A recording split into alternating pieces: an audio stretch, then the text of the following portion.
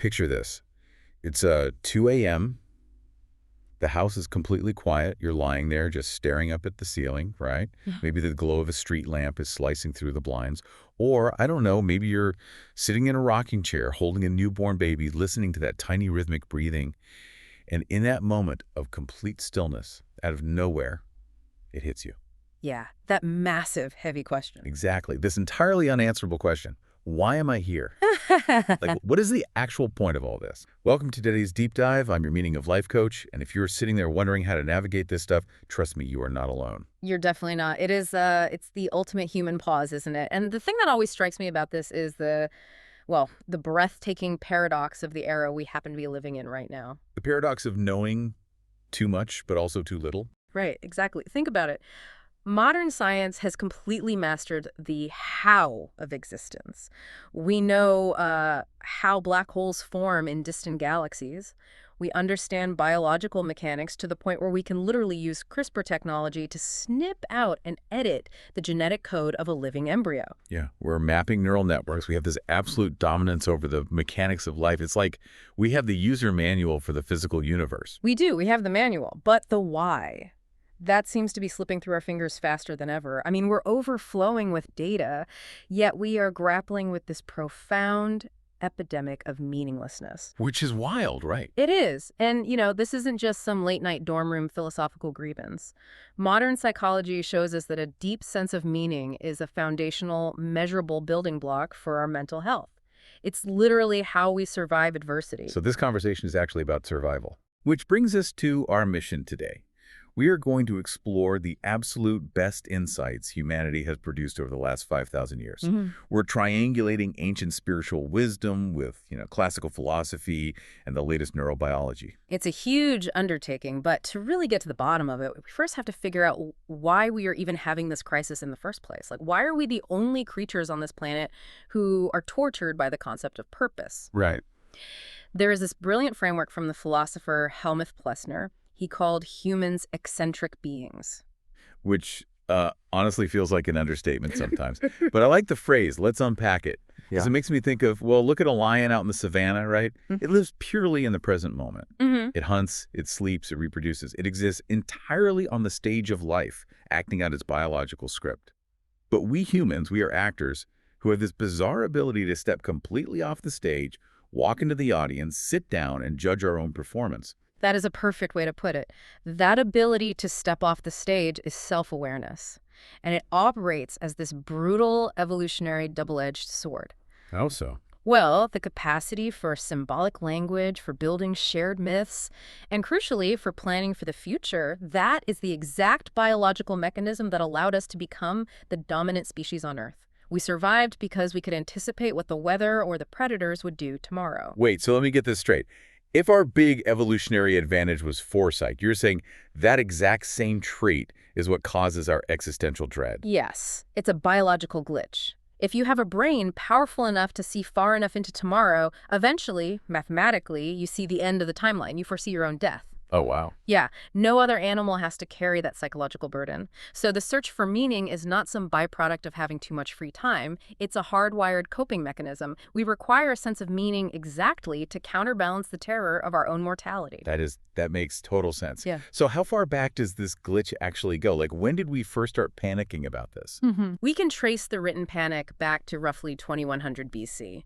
The oldest proof we have is the Epic of Gilgamesh. Gilgamesh is this powerful Mesopotamian king. He has literally everything, but then his best friend dies. And the royal bubble bursts. Exactly. The reality of mortality suddenly breaks through. He goes into an absolute panic and launches this sprawling, desperate quest to find literal immortality. He basically wants to cheat death. I'm assuming, since Gilgamesh isn't walking around today, that he doesn't pull this off. He fails completely.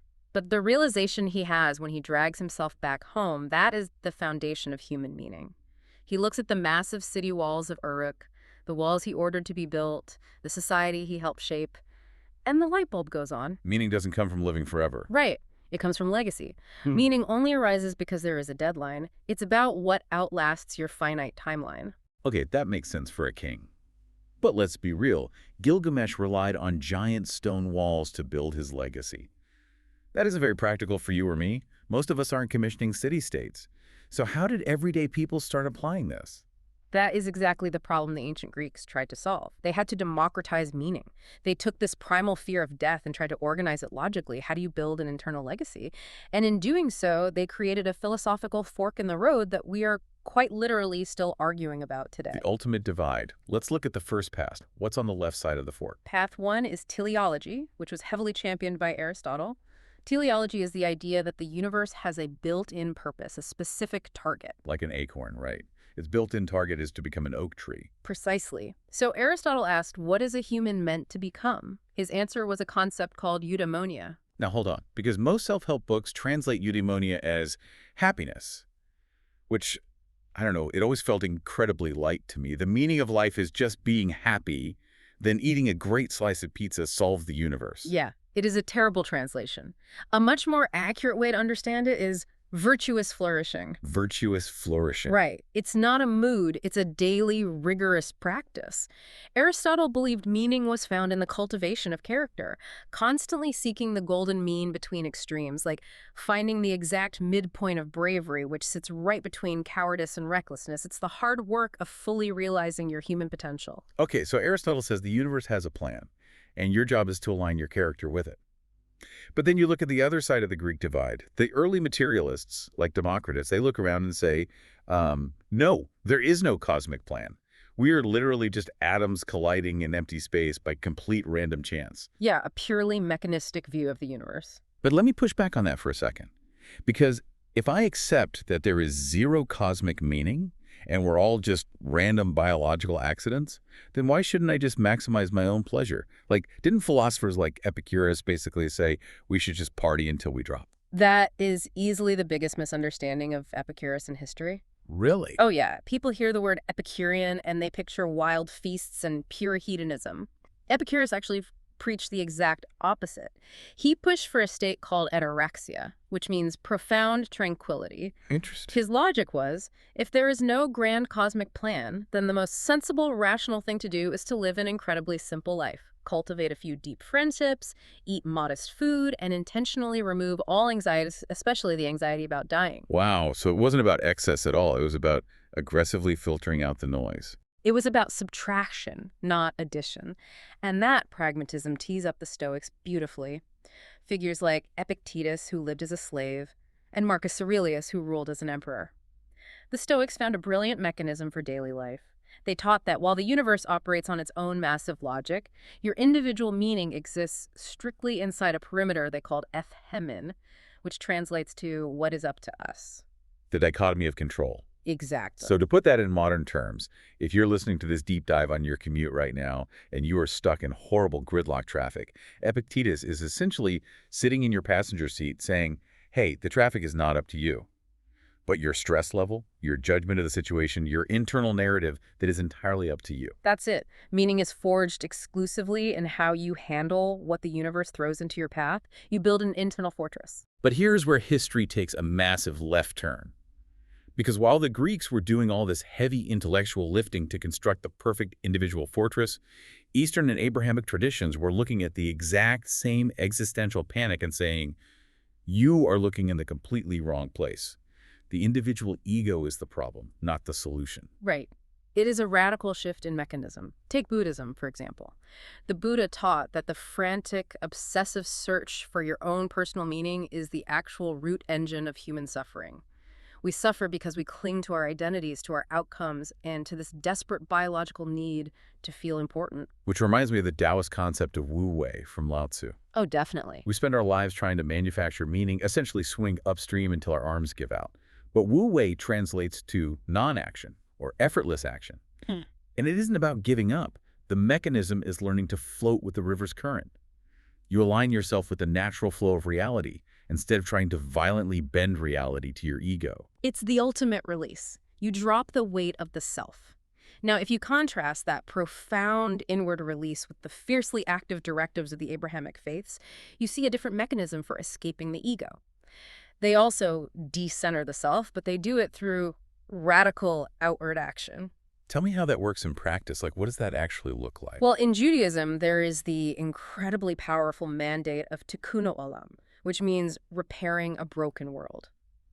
The theology dictates that you aren't meant to sit on a mountaintop cultivating inner peace while the village below you burns. That you have to engage. You are commanded to act, to bring justice, to fix the shattered pieces of society. And Christianity takes that outward motion and distills it into agape, this revolutionary, selfless, unconditional love. The core mechanism there is that you literally cannot find your own meaning in isolation. It's mathematically impossible. You only find yourself by pouring your resources and energy out for the hungry, the marginalized, the neighbor. Yeah, and Islam frames this responsibility through the concept of the Khalifa, meaning humanity acts as a steward or caretaker of the earth. Serving the divine isn't restricted to a prayer mat. It's about acting with absolute justice and mercy in the marketplace, in your family dynamics, in your community. Meaning is relational. It happens entirely in the space between you and the rest of creation. Okay, so for centuries, we have these massive structural safety nets. We have the Greek internal fortress, we have Eastern release, we have Abrahamic duty. Yeah. Even philosophers like Immanuel Kant argued we all have an undeniable inner moral compass. But then the 19th and 20th centuries arrive, and it is like an intellectual earthquake shatters the foundation. The safety nets catch fire, and humanity is forced to find meaning in the absolute rubble. It was a brutal awakening. We move into the era of existential dread. You have Arthur Schopenhauer looking at the world and concluding that underneath everything is just a blind, irrational, terrifying will to live. How did Schopenhauer actually define that? Yeah. Because it sounds incredibly bleak. It is so bleak. He argued that the mechanics of human life resemble a pendulum swinging between pain and boredom. We constantly desire things, a better job, a new relationship. That desire is painful. Then, the moment we finally get the thing we wanted, we experience a brief second of satisfaction before immediately sinking into boredom, which forces us to desire something new. It's a relentless, directionless hamster wheel. So how on earth do you find meaning in a hamster wheel? Well, Friedrich Nietzsche steps in next and says the old metaphysical anchors, the old gods, are dead. We killed them with the Enlightenment and modern science. But instead of despair, Nietzsche demands amor fati, a love of one's fate. He poses a famous thought experiment called the eternal return. Oh, I love this one. Yeah, imagine a demon tells you that you will have to live this exact life with every single pain, heartbreak, and mundane moment over and over again for eternity. Could you embrace it? Could you love it? That is a terrifying standard. And then Soren Kierkegaard looks at this lack of objective meaning and points out that freedom without a map induces what he called the dizziness of freedom. The anxiety of standing at the edge of a cliff. You aren't afraid of falling. You're afraid that you have the freedom to jump. Kierkegaard argued that because objective certainty is impossible, the only way forward is a leap of faith.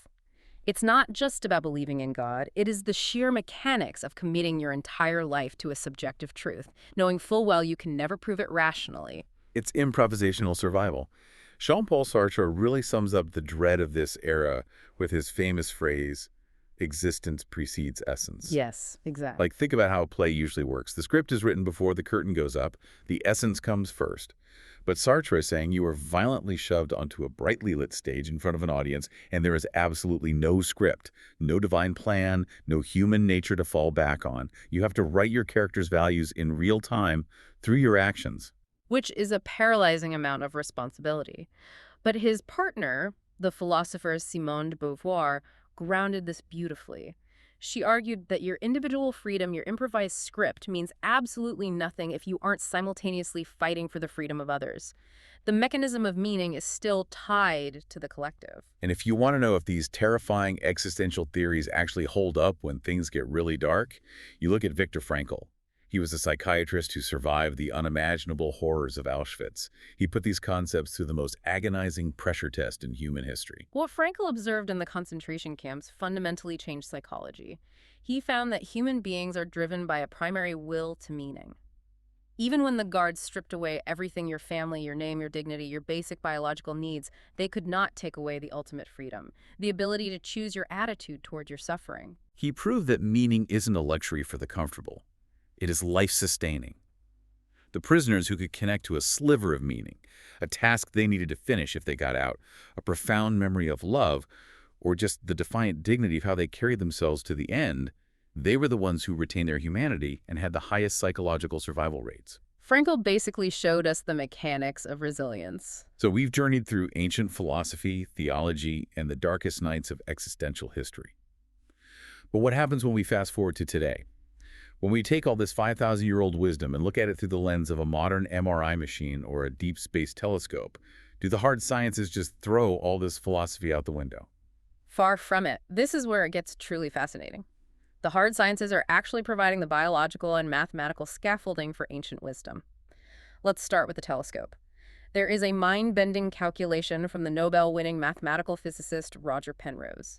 He looked at the precise conditions required for our universe to even exist. I know the sheer scale of the cosmos usually makes people feel totally insignificant. What did Penrose find? Penrose looked at entropy, which is basically the universe's natural tendency toward chaos and disorder. For the Big Bang to produce a universe capable of holding matter, let alone life, let alone conscious beings asking questions about meaning, the universe had to start in a state of almost mathematically impossible order. Low entropy. How impossible are we talking? It is the equivalent of dropping a billion puzzle pieces out of an airplane and having them land perfectly assembled on the ground. The odds he calculated are 1 in 10 to the power of 10 to the power of 123. Wait, that's a number so large there isn't enough ink in the universe to write it out. It renders the word impossible, inadequate. So when you realize we are a statistical absurdity, the purely random, accidental view of our existence feels drastically incomplete. That covers the cosmos. But what happens when we turn the lens inward? Like when we put the human brain in an MRI? We find that having a sense of meaning is a biological, measurable reality. When you scan the brains of people who report a strong sense of purpose, you see physical changes. The amygdala, your brain's fear and stress alarm system, shows significantly lowered activity. Your bloodstream carries lower levels of cortisol. But the most incredible mechanism involves the default mode network, or DMN. I've heard of the DMN. Isn't that the part of the brain that lights up when we're daydreaming or, worrying about ourselves? Precisely. The DMN is essentially your brain's me center. When you lack meaning, your DMN idle's way too high. It constantly stands for threats to your ego, causing anxiety and rumination. But here is the biological magic. When you engage in an outward-focused goal like helping a neighbor or doing something for the community, it literally starves the DMN of metabolic energy. Oh, wow. Yeah, the brain is forced to route blood flow away from anxiety and ego and push it toward the centers associated with empathy and connection. So the biological hardware of our brains actually rewards us for stepping off the stage of our own ego. That perfectly mirrors modern psychology, too. You look at Martin Seligman's PERMA model for a fulfilling life, or Mihaly Csikszentmihalyi's concept of flow, that state where you are so absorbed in a task that your sense of self literally vanishes. Yes. When you lay those modern concepts over the ancient texts, they're a perfect match. Flow is just the modern neuroscientific translation of Aristotle's eudaimonia, or the Islamic concept of ihsan, acting with such beautiful excellence that you connect with the divine. The vocabulary updates, but the fundamental human mechanism is identical. Which means we can finally synthesize this entire deep dive across all the history from the clay tablets of Gilgamesh to the MRI machines. 3 undeniable pillars emerge. Pillar 1, meaning requires connection. It never thrives in isolation. It is fundamentally relational. Pillar 2, radical responsibility. You may not control the tragedies or the traffic jams the universe drops at your feet, but you maintain absolute, untouchable ownership over your inner attitude and your response. And pillar 3, humility and gratitude aren't just, polite social behaviors. They are physical, brain-altering tools. By consciously focusing outward, you literally rewire your nervous system for resilience. But to actually apply this, there is one final paradigm shift we have to borrow from Viktor Frankl. We spend so much of our lives waiting for meaning to arrive. We ask what we can expect from life. Frankl realized the mechanism is backwards. You have to flip the question. How do you mean? Like, flip it how? Stop asking what life can offer you. Realize that life is asking you the question. Every morning you wake up, every devastating loss you navigate, every mundane Tuesday, that is reality asking you to respond. Meaning is not a noun that you stumble across. It is a verb. It is something you do. A verb. I love that. So let's bring it all back to where we started.